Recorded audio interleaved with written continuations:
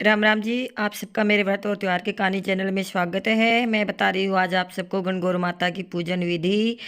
तो जिन लड़कियों की शादी के बाद यह पहली गणगौर है वह 16 दिन तक गणगौर की पूजा करती है। होली के अगले दिन से गणगौर पूजा शुरू हो जाती है। तो 16 दिन हम गणगौर पूजा कैसे करते हैं, कैसे बनाते हैं और उनका पूजन कैसे करते हैं, इनकी संपूर्ण विधि आज मैं इस वीडियो में आपको बता रही हूँ।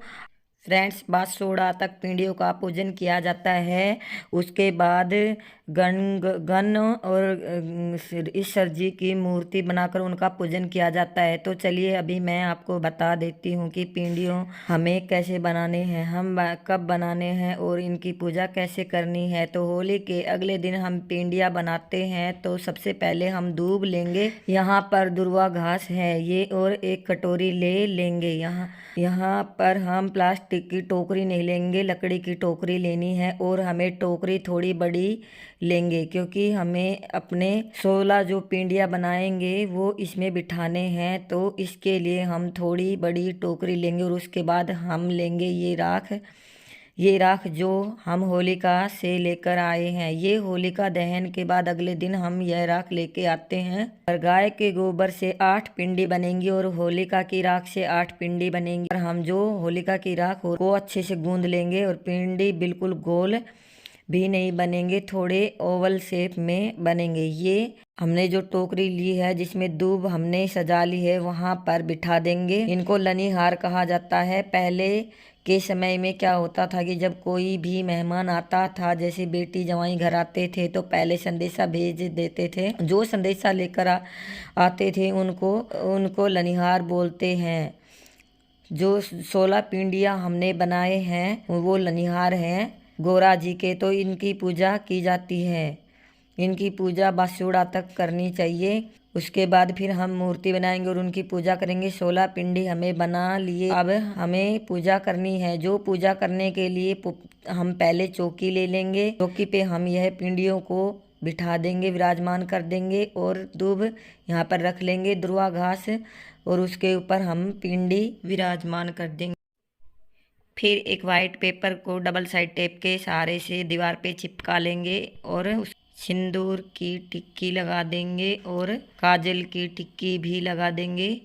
इसके बाद जो वाइट पेपर लिया है हमने, इस पर टिक्कियाँ लगाएंगे। तो जो फिर इनके ऊपर हम छींटे लगाएंगे। छींटे लगाने के लिए चांदी का सिक्का, सुपारी और हल्दी की गांठ, और अगर हो तो तांबे का सिक्का ले लें, लेकिन तांबे का सिक्का अब कहीं पे होता नहीं है। तो ये सब चीज़ें लेके पानी में डाल लेंगे एक कटोरी में। और फिर हम 16 तार दुर्वा की गिन के उनकी एक जूटी बना के उनसे हम अच्छे से इन बिंदियों पे छींटे लगाएंगे। छींटे जिन चीज़ों से हमने लगाए थे वो सब कटोरी में से निकाल के रख लेंगे। और फिर 16 दिन तक डेली उन्हीं से हमें छींटे लगाने होते हैं।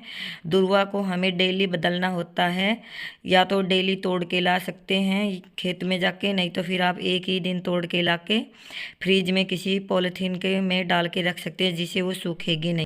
उसके बाद हम लेंगे सूरज डोरा। सूरज डोरा में सूत के 8 तार लिए जाते हैं और उनमें 8 गांठें लगाकर हाथ में लेके और 8 गेहूं के दाने हाथ में लेकर कहानी सुना जाता है। सूरज का जो डोरा होता है वो चौकी के सामने यहीं पर बैठ के लिया जाता है और कहानी भी यहीं बैठ के सुनी जाती है। और उसके बाद में जो सामान होता है वो हमें यहीं पे रखना होता है। जो पूजा का कहानी सुनने का जो भी सामान होता है वो यहीं रख देना होता है। कहानी सुनने के बाद जो लोटे में पानी बच जाता है, इस पानी को इधर उधर ना फेंके, किसी पेड़ में डाल दें। और फिर जिस टोकरी में हमने 16 पेंडियाँ बिठाई है, इस टोकरी को एक बार उठा के इधर उधर डुलाना होता है। तो एक बार इसको इधर उधर उठाकर डुला देना।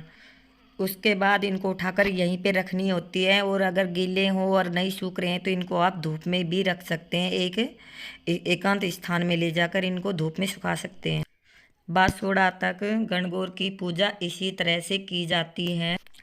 और बासोड़ा के दिन हमें श्री ईश्वर जी और गोरा जी की मूर्तियाँ बनानी होती हैं।